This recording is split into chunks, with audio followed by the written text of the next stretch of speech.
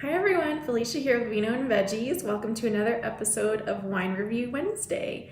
I am an independent wine consultant for Scout and Cellar, and I'm also studying to become a certified specialist of wine. So today I'm going to be reviewing the 2017 Hushkeeper Zinfandel from Mendocino County, California. So a little background story on the name Hushkeeper. It comes from the 1920s Prohibition era, and during that time it was, as we all know, it was illegal to manufacture, sell, or transport any sort of alcohol. And so they did allow for people to keep and drink what they already had in stock in their home. So you could still drink what you had, but you just couldn't buy more. And obviously that was not enough for people. They want more wine. So what they would do is look to, they would call them a hush shopkeeper or hushkeeper. And so these were people that had extra bottles stored, or they would get them from other places and then resell them to people. So thank goodness the Prohibition era is long behind us and we can enjoy wine freely as we love to do. So Zinfandels are actually a really good kind of like starter wine if you're looking to get into wine and you would like to start getting into some bolder, bigger reds.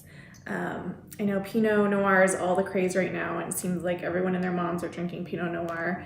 I also went through a Pinot Noir phase, we all do. But I have always actually loved Zinfandels. They're by far my favorite. And I think I fell in love with Zins when my husband and I went to Sonoma County and just learned about how the grape grows there and why it loves it so much in Sonoma County. And they make some quality Zinfandels in Sonoma. So again, this one is from Mendocino County, but still similar environment. They love cool nights, warm days. So that's why it grows really well in that area of California. Okay, so I have my wine tasting notes. And we'll start with color. So color, I would say it looks like a medium purple to pale purple. It's got a slight purple tint to it. On to smell. It smells, I'm picking up some strawberry. So when I compared my notes from another popular Zinfandel that we carry at Scout and Cellar is the resident Zinfandel, which I loved. I was looking at my notes and I literally wrote loved exclamation mark. And it looks like there was more cherry in that one. So still some fruit for sure. It's definitely like a fruity bold wine. I think that's why I love Zinfandel so much, just because they're just an easy drinker.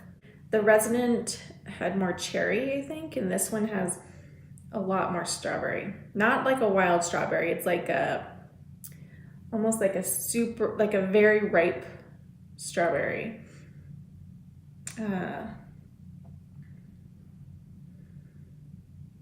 Almost kind of like a Twizzler strawberry. Like it smells very sweet. Okay, on to taste.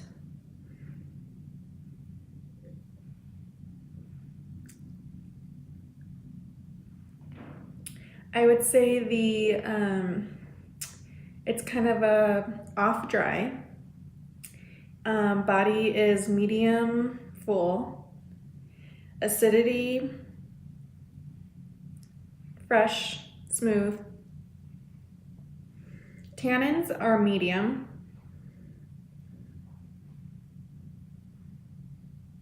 Balance is good, and flavor is very flavorful. Definitely smells sweeter than what it tastes, which is good because you don't want too much sugar in your wine, obviously. So this is great. I like it a lot. The finish is medium, 4 to 5 seconds. Okay, rating. How would I rate this wine? I would rate this wine a 90. This is really good.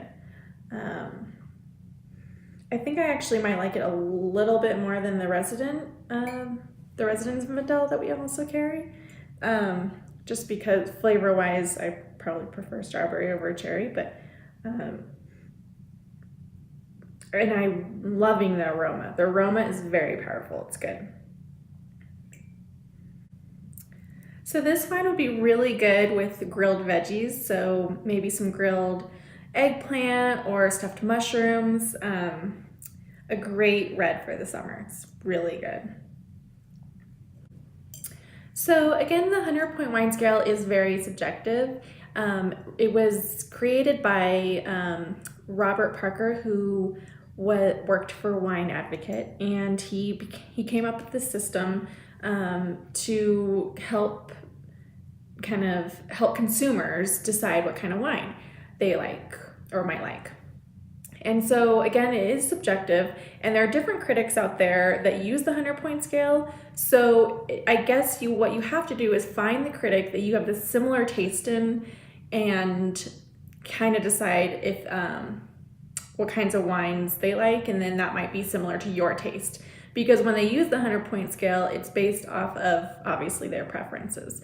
And so they could be different critic to critic. So again, mine could be different from yours. You know, my 90 points could be very different from yours, but I just like to give a numerical number for my own memory, thinking about wines and comparing them. It's a little more definitive and clear compared to what some other critics might use. Some use the 5-star, some use smiley faces, but you can rate wine however you find the easiest for you to remember what you love. So I actually love James Suckling, and actually met him when we were at a wine tasting a couple months ago in San Francisco, so that was really cool. But his taste seems to be very similar to mine, so I've kind of always followed his scale for wines. So you can get a bottle of the 2017 Hushkeeper Zinfandel on my website, vinoandveggies.co. That's vinoandveggies.co. It's my brand new website. I'm pretty excited about it. It's kind of your one-stop shop for all things organic, vegan wine and food. So I have, obviously you can shop my wines. You can also find my latest wine review, and I'll also post 2 or 3 vegan recipes a week. So lots of fun things on there. Also, I'll be posting my journey to becoming certified specialist of wine. So I'll have lots of fun facts that I've been learning along the way. And I officially start my classes June 5th. So super excited about that. But yeah, thank you for joining me. So I will see you next week for another Wine Review Wednesday. Bye.